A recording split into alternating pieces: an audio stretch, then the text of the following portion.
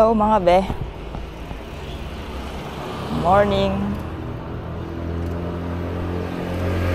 Dito na ako ngayon sa bago kong amo.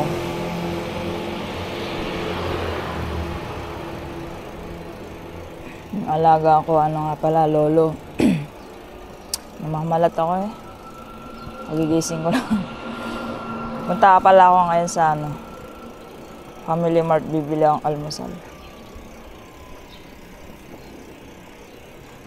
So, yun, alaga ko lolo. Tapos, may gamit siyang oxygen sa ilong. Kasi, hinahapo siya. Parang hinihingal siya, mahina na daw yung baga niya. Kaya lang, pagkadating ko pa lang sa bahay, pagkatapos ko siyang pinaliguan, hiningal siya, kaya sinugod namin sa ospital. Kaya na-ICU siya. Hindi kasi pwedeng, parang hindi niya kaya pagka matagal na wala yung oxygen sa ilong niya. Kahit mga 1 minute lang. Kaya nasugod namin siya dun sa ospital, sa Sinlao. Nag-stay kami doon ng mga mahigit 1 week. 1 week mahigit. Na-ICU siya, mga 3 days lang.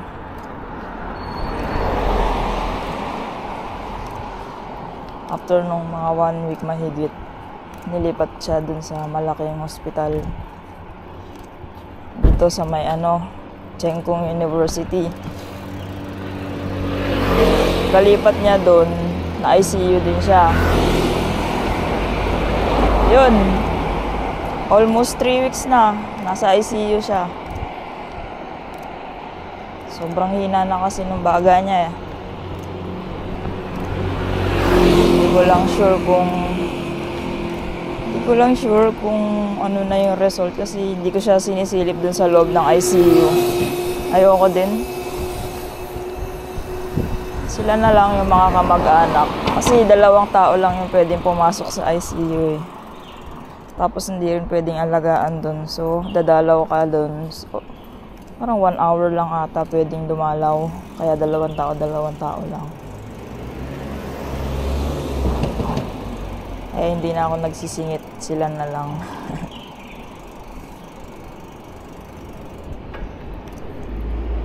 Dito yung agency namin. Malapit lang sa bahay namin. Tuturo ko sa inyo.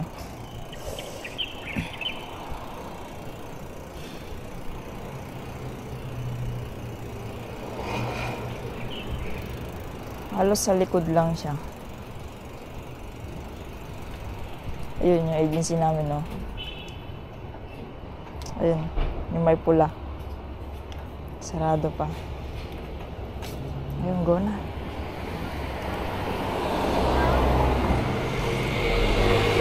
Ayun, yun yung agency namin, yung may pula. Ayun yung broker ko, kotse ng broker ko. Bili akong kape. Family Mart.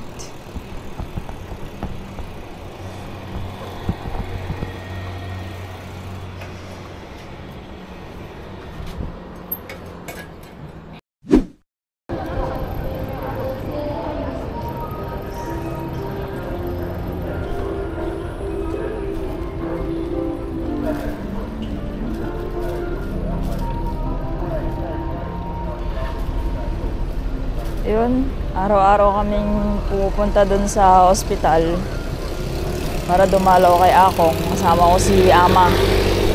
Pero 1 oras lang kami dun. Hindi kasi pwedeng magtagal. Tapos kada bisita, 2 tao lang. Kasi inabot na ng 3 linggo. Nag-decide na lang yung boss ko na sabi na hindi na lang daw muna sila kukuha ng Wailaw. Gawa ng wala naman akong trabaho na doon. Kasi nga si Akong nasa ICU. Hindi naman pwede yung alagaan doon. Kaya nagsabi yung amo ko doon sa broker ko ng ganon. Okay lang naman din sa akin, naiintindihan ko naman. Tapos tinatapos na lang nung amo ko yung 1 month para buo yung masahod ko. So, Nasahod ko na ng buo yun. So ngayon wala na akong trabaho. Lumabas muna ako. Day off. Wala na naman tayong trabaho. Nga.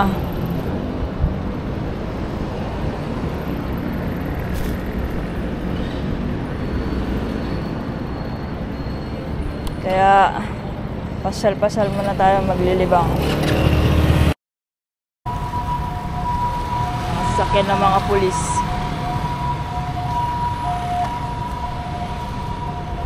Ayun, police station. Ito yung mga motor nila.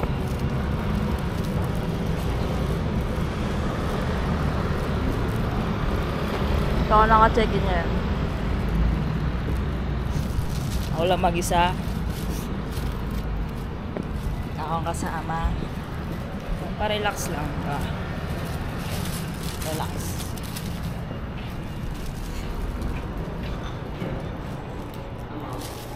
Uwi na tayo.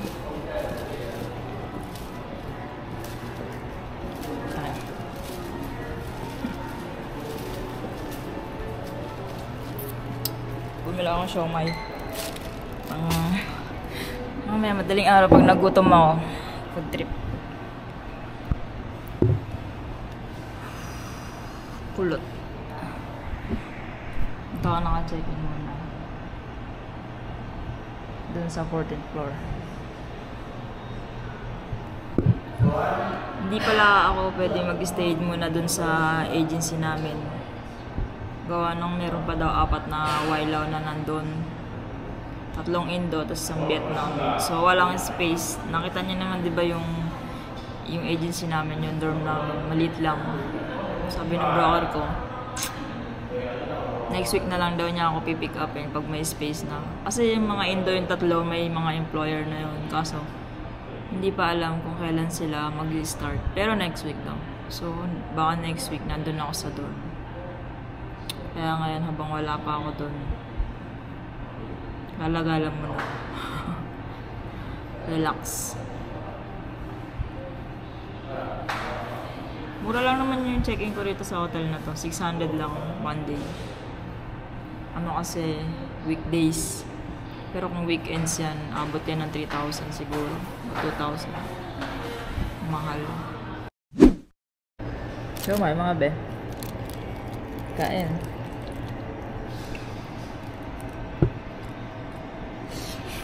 Mm.